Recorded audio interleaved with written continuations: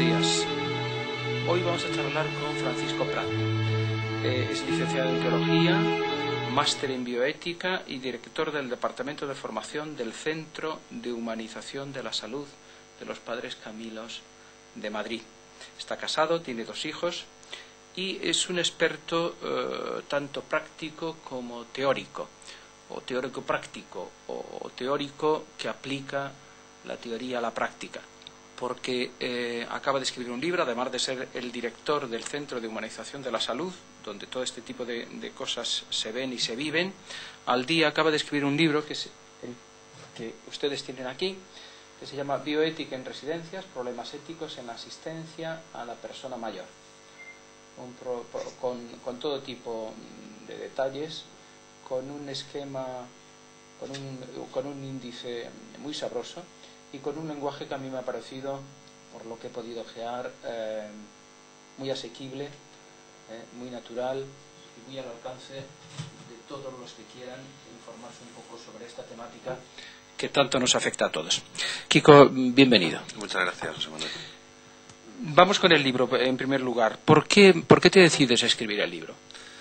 Bueno, yo me decido a escribir este libro porque de mi conocimiento del mundo de las residencias de personas mayores, cuando vamos a dar cursos, cuando he trabajado en residencias, me doy cuenta que hay un déficit en el abordaje de problemas éticos. En las residencias hay muchos problemas éticos y la gente, los profesionales de a pie, enfermeras, auxiliares, psicólogos, médicos, no tienen las herramientas para abordarlos, ¿no? Y eso como que se cronifica. Entonces yo detecto que eso está muy mal abordado en concreto en las residencias del sector no lucrativo, y digo, bueno, pues voy a hacer un estudio para ver qué problemas éticos hay y cómo se están abordando y si puedo sacar algo a la luz, a la calle, para ayudar a la gente a abordar esos problemas. O sea que es un libro muy didáctico y muy al alcance de estos profesionales, y no solo de los profesionales, sino de cualquier persona que tenga una persona mayor, un familiar mayor en cualquier residencia. Claro, la idea no es hacer un tratado de bioética o hablar de las grandes cuestiones fronterizas de la bioética, sino de la ética asistencial cotidiana, y hay un montón de casos prácticos donde cualquier persona que cuide a un mayor se verá reflejado.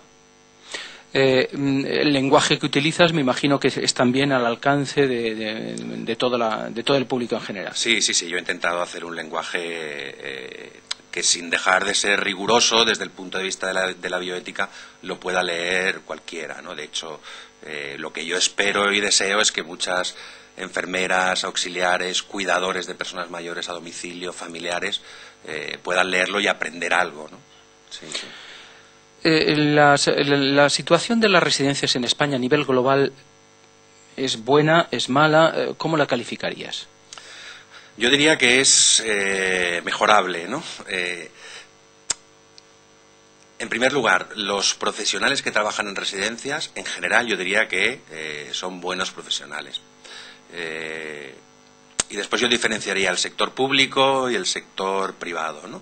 El sector público tiene las ventajas de facilitar el acceso a toda la población, como los demás servicios públicos, y el sector privado tiene, digamos, no sé, una mayor proyección, una mayor capacidad para implantar modelos de asistencia propios, ¿no? Entonces yo diría, las residencias en la actualidad son pocas para la demanda, eso es lo primero que todo el mundo sabe y es cierto. En segundo lugar,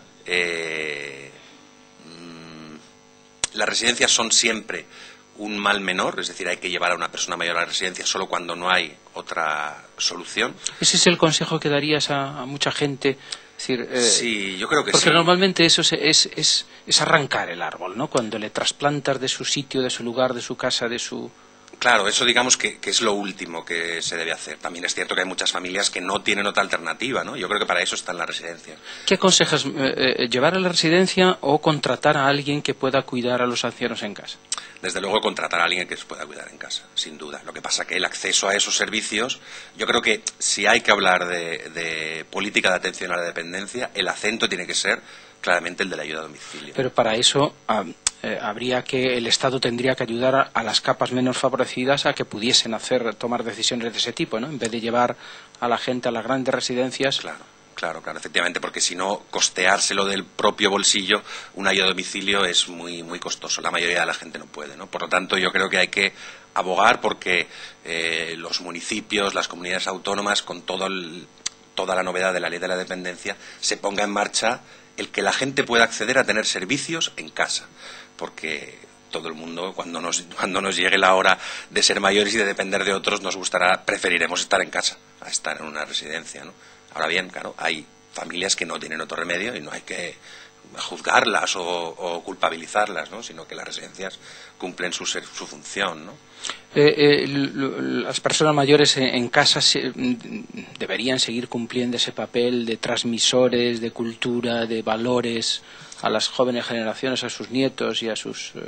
Claro, claro, y es cierto, es un tópico, se habla mucho, pero yo creo que tiene mucho de verdad, ¿no? Estamos perdiendo eso.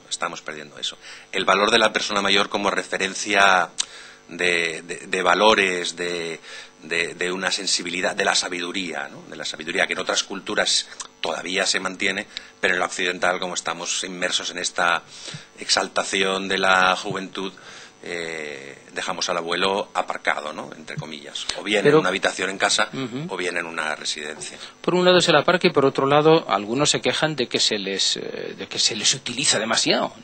Claro, claro, esa es otra, está descrito en la literatura científica, el síndrome del abuelo esclavo.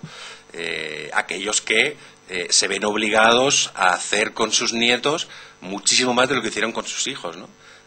Papá trabaja, mamá trabaja y el niño, pues el abuelo le lleva a la guardería, le va a recoger, le da la merienda, le prepara la cena, le baña y ya llegan los padres a casa, ¿no? Yo creo que hay que, primero, racionalizar esta utilización de los abuelos. Es excesiva, ¿eh? Es excesiva.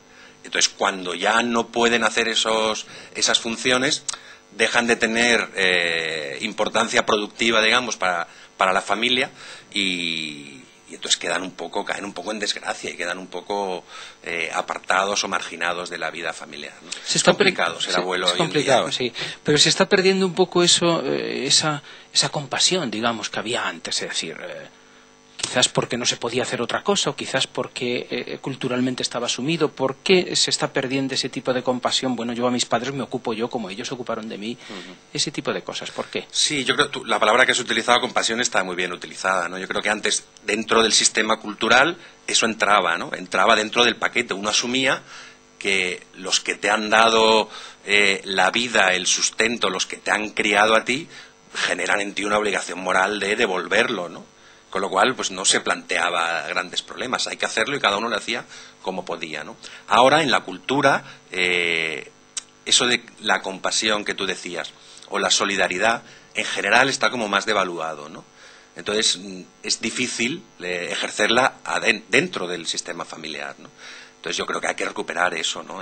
Porque es uno de los problemas sociales más serios que tenemos, ¿no? Aunque no sea muy visible, pero dentro de las familias son pequeños dramas, porque el nieto que no aprende a respetar y a cuidar al abuelo difícilmente va a tener compasión o solidaridad con otros fuera de la familia, ¿no?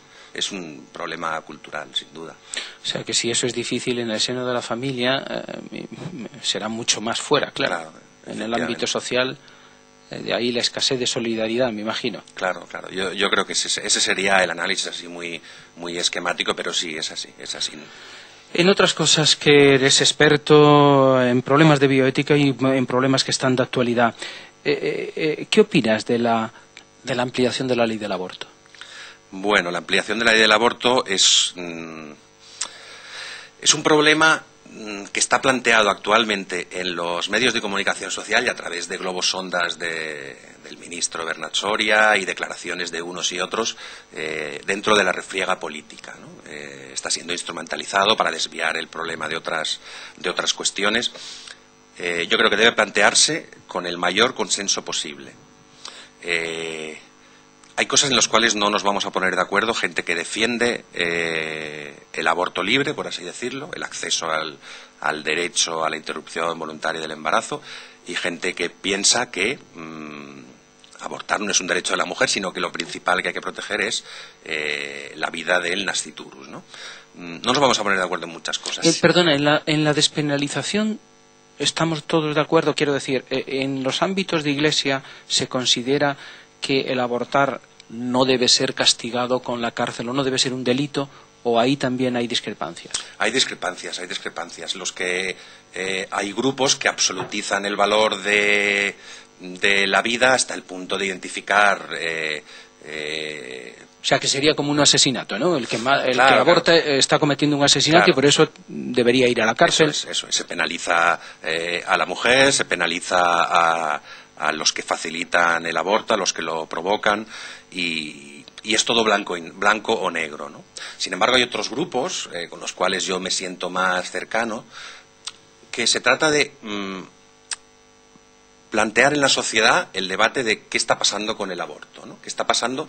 ¿Por qué la gente aborta? ¿Por qué el número de abortos está aumentando en la población inmigrante? ¿Cómo podemos prevenirlo? ¿Qué educación sexual se está facilitando a nuestros jóvenes hoy?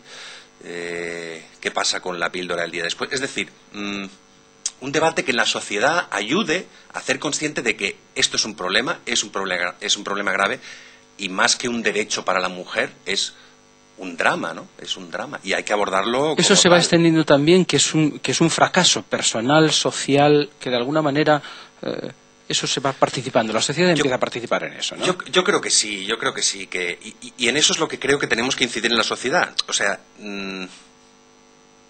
no discutir, perdóname la expresión, sobre el sexo de los ángeles, sobre si hay vida a partir del segundo día, del cuarto o del séptimo, ¿no? Porque probablemente aquí no nos vamos a poner de acuerdo, pero sí podemos ponernos de acuerdo personas que mantienen una postura distinta sobre cómo evitar, cuáles son las causas del problema, y esto es lo que la sociedad debe saber. No tanto que el PSOE dice aborto sí, que el PP dice aborto no, no.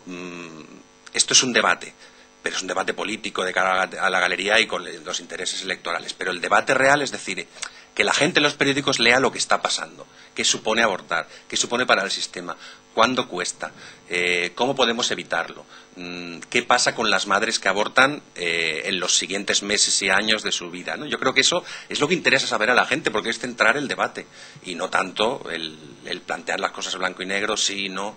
Yo creo que por ahí iría la reflexión, ¿no? Otro de los temas bioéticos que está muy de moda es el del suicidio asistido, que unos llaman suicidio asistido, otros eutanasia. ¿Qué opinas al respecto? ¿Es el momento de suscitar ese tipo de debates?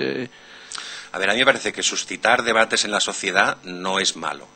Es decir, que la gente reflexione, piense, que se planteen diversas opiniones, es bueno. Ahora bien, también hay que tener en cuenta que cuando en materia de aborto o en materia de problemas éticos del final de la vida, eutanasia, suicidio asistido, estamos poniendo en juego no solo un cambio de la ley o de la situación legal o jurídica, sino que hay bienes que la sociedad debe proteger. Es decir, que no estamos dando respuesta a un problema concreto de una serie de personas que quieren acabar con su vida y el sistema sanitario no les deja. Es decir, esto es una parte del problema. Pero hay que introducir en el debate qué valor tiene la vida, qué valor tiene la muerte, qué valor tiene morir con dignidad, que es para distintas personas y posturas éticas morir con dignidad, y en qué nos podemos poner de acuerdo. ¿Que no te da la sensación, por mi experiencia, que no es muy fuerte en este campo, me da la sensación de que la gente mayor que se encuentra en estas situaciones o a punto de caer o imprevisible que caiga en esas situaciones, a mí me da la sensación de que lo tiene muy claro? Es decir, yo no quiero seguir viviendo como un vegetal, o yo no quiero seguir viviendo cuando mi situación sea absolutamente indigna. Así es. Venimos de una medicina que lo que se ha llamado obstinación terapéutica, ¿no? Que por encima de todo es alargar la vida a toda costa, ¿no? Y esto ha sucedido y sucede todavía hoy en España, ¿no? Se muere muy mal. Es decir, si tienes la suerte o mala suerte de estar en cualquier planta de neurología o oncología, lo más probable es que te alarguen la vida innecesariamente, ¿no? De manera artificial. Lo más o sea, que antes se moría mejor, digamos, ¿no? Sí, antes se moría cuando mejor. La muerte era natural, en casa y... Digamos que sí.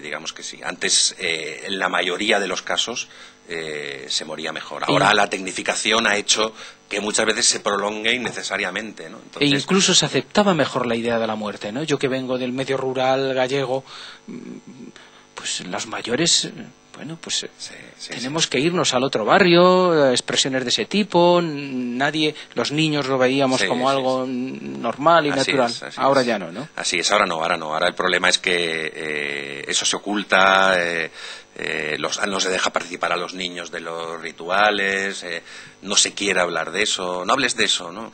No, si todos nos vamos a morir, ya, pero si yo tengo 95 años y digo, bueno, pues ya por lo poco que me queda, pues claro, es que le queda menos, ¿no? Se ha perdido la naturalidad para abordar estos temas, ¿no? Y por eso el debate que tú comentabas de eutanasia y suicidio asistido hay que hacerlo y es interesante y habrá que ver si hay algunos supuestos en los cuales, cumpliéndose todas las garantías, pues la eutanasia o el suicidio asistido es éticamente aceptable, ¿no? Pero más allá de eso, es bueno plantearse qué tipo de muerte estamos promoviendo en esta sociedad, ¿no? Y estamos promoviendo una muerte, en general, más deshumanizada, ¿no?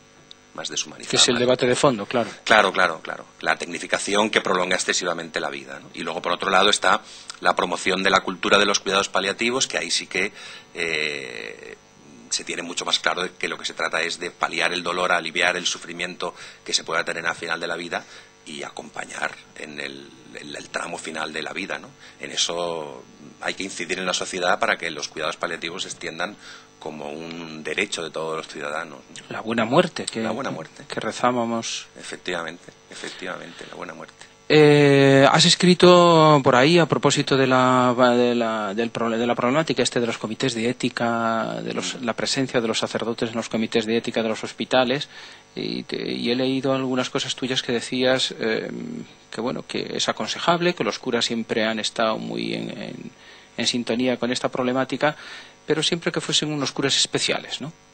Bueno, más que especiales, que por el hecho de ser curas no tengan, digamos, un acceso directo, libre y abierto siempre a estos foros de debate, ¿no? Sino que uno tiene que estar, seas cura o no seas cura, formado, sabiendo por qué estás y con una actitud de diálogo a las posturas distintas, ¿no? Los comités de ética deliberan sobre problemas éticos desde distintas posturas, cada uno da su visión de la jugada. Lo que no puede ser es que un miembro de un comité de ética o de un grupo de reflexión, sea cura o no, tenga una actitud de imponer la verdad a otros, ¿no? Entonces, yo percibo en la Iglesia como estas dos maneras de afrontar las cosas en bioética, ¿no? Una, la del que yo tengo la verdad, yo sé cómo son las cosas, yo sé cuáles son los valores y voy a intentar convencerte a ti. Para mí esa toma de postura no es aceptable en bioética, porque damos por supuesto que la sociedad es plural, el debate es plural y cada uno tiene derecho a exponer sus argumentos y a intentar convencer al otro y a encontrar la verdad juntos, ¿no? Yo creo que en bioética eso es muy importante, encontrar un punto medio que nos permita adoptar lo menos malo, ¿no? Entonces, con una actitud dogmática, y eso es una parte de la Iglesia está teniendo esa actitud, no podemos hacer bioética. No podemos. Y eso que Benedicto XVI insiste mucho en esa idea, es decir, el cristianismo es algo que se propone, nunca algo que se impone, ¿no? Claro. Es que es eso, es la propuesta, no la imposición, ¿no? Luego también es cierto que en la Iglesia hay otro grupo de personas que tienen este talante de diálogo abierto, de encontrar. Estamos en una sociedad muy plural, y lo cierto es que ya no existe el monopolio de la verdad moral como existía hace poco tiempo, ¿no? De que lo tenía la Iglesia, que todo el mundo daba por bueno, que bueno, la visión de la Iglesia era la común de la sociedad. Ya no existe eso, entonces hay que encontrar puntos de encuentro con otros. El que tenga esa actitud de buscar puntos de encuentro podrá hacer bioética. El que no, hará, pues no sé, dogmatismo, pero no bioética, dialogante y prudente. Hay que decirle al enfermo o al anciano, al enfermo, la enfermedad real, aunque sea muy grave, debe saberlo, tiene derecho a saberlo. Tiene derecho a saberlo, no solo desde el punto de vista ético, sino desde el punto de vista legal. Hay una ley, la Ley de Autonomía del Paciente, de la Ley 41/2002, en el cual establece que una de las obligaciones del profesional sanitario es comunicar la verdad de su enfermedad al paciente, ¿no? Porque el paciente tiene su autonomía, es mayor de edad, no es un niño, no tienes por qué andar ocultándole las cosas. Lo que pasa es que en nuestra tradición mediterránea hemos manejado muy mal este tema de la verdad, ¿no? Entonces, lo habitual en cualquier hospital, y seguro que es por situaciones que los que nos están viendo o escuchando habrán vivido personalmente, lo habitual es que el médico pase visita y a la salida hable con los familiares, ¿no? ¿Qué es lo que tiene, qué es lo que no tiene? Y sin embargo no se lo diga al paciente, ¿no? Eso es lo más habitual. Bueno, se está generando una cultura de lo contrario, de decir, oiga usted, la enfermedad es mía, yo tengo derecho a que me diga lo que tengo, ¿no? Pero ¿qué sucede en España? Que la formación del personal sanitario en habilidades de comunicación es muy pequeña, es muy escasa, ¿no? Entonces siempre resulta más fácil para un médico hablar con los familiares que hablar con el paciente, ¿no? Porque se supone que hay que saber lo que el paciente quiere saber, ver un poco la verdad que puede aguantar, ver cómo dosificar la verdad, y para eso se necesita saber manejar la comunicación, ¿no? Y desgraciadamente en las facultades de medicina de nuestro país no hay ni una sola asignatura de relación médico-paciente, lo cual es curioso, ¿no? Es como si un comercial no tuviera una asignatura en su formación de relación con el cliente, ¿no? Pues no se entiende. Pues en medicina sucede, ¿no? Entonces, pues nosotros desde el Centro de Humanización incidimos mucho en eso, ¿no? En nuestros cursos, en nuestras jornadas. Hay que dotar a los profesionales de la salud de esto, de esa formación complementaria tan necesaria para tratar estos temas, ¿no? Por cierto, ya que citas el Centro de Humanización, háblame un poco de quiénes son los Camilos, que es una congregación religiosa que está haciendo maravillas en este campo de la sanidad, poco conocidos, pero que están haciendo realmente grandes cosas. Háblame de la revista, tenéis una revista que se llama Humanizar, ¿no? Humanizar, eso es. Que esta revista es mensual. Esta revista es bimensual. Bimensual. Sí, y bueno, cumple ahora, como veis en la portada, el número 100, lleva ya unos cuantos años. Revista para la humanización del mundo de la salud. Eso es, esa es nuestra pasión y nuestro reto, ¿no? Los religiosos Camilos formulan su carisma en estos términos: cuidar a los enfermos y enseñar a otros la manera como cuidarlos. Entonces, en el ámbito de cuidar a los enfermos tenemos en Tres Cantos, Madrid, también en San Pedro de Ribas, en Barcelona, en Sevilla, centros de atención a otras personas, ¿no? En Tres Cantos en concreto, en Madrid, tenemos una unidad de cuidados paliativos, una residencia asistida para personas mayores, que cumplen un poco esa filosofía, ¿no? Esa filosofía. Ese carisma de la congregación religiosa. De atención humanizada a las personas que sufren. ¿Cuántos religiosos son? Son pocos. Ahora mismo no tengo los datos, pero serán unos... en la comunidad de Tres Cantos unos 10, en España serán unos 30 y tantos. Arropados después por todo un conjunto de gente como tú que tratan de vivir ese carisma también desde la perspectiva laica. Los Camilos han hecho una apuesta muy clara por los laicos y se ve en los que estamos trabajando con ellos, ¿no? Es de las instituciones que mejor está haciendo, a mi entender, muy modesto, ese implicar a los laicos en el carisma, ¿no? Porque ellos son muy poquitos y porque confían en seglares que comparten esa manera de hacer y de ser, ¿no? Y por otro lado, además de la vertiente asistencial directa a las personas, está la parte de difusión de la cultura de la humanización, formación, publicaciones. Editamos libros con distintas editoriales, la revista Humanizar, la página web www.humanizar.es, cursos, jornadas, formación de posgrado, es decir, distintas actividades que intentan formar a distintos niveles, o bien formación profesional, o formación para el empleo, o cursos de formación continuada, jornadas, distintas iniciativas que buscan que la gente que se acerca a nosotros aprenda algo de esto de lo que estamos hablando, ¿no? De cómo... Por ejemplo, aquí tienes dos folletos de 2 jornadas, una, las 4 jornadas sobre duelo, que solo el título ya dice mucho, ¿no? Eso es. Y las 3 jornadas sobre el final de la vida, familia y cuidados paliativos. La primera es el 5 y el 6 de noviembre y la segunda, esta otra, es 17 y 18 de octubre. Dinos, explícanos algo en qué consiste estas 2 jornadas. Mira, nosotros el tema de los cuidados paliativos, de la atención a la terminalidad y a las personas que han perdido un ser querido, lo llevamos por tradición muy dentro desde hace muchos años, ¿no? Y de algún modo las jornadas nos sirven para ofrecer a la gente que viene de manera gratuita, es decir, son jornadas que no cuestan dinero al participante, se pueden inscribir tanto para la de familia y cuidados paliativos como la de duelo, en la página web www.humanizar.es. Está abierta la inscripción.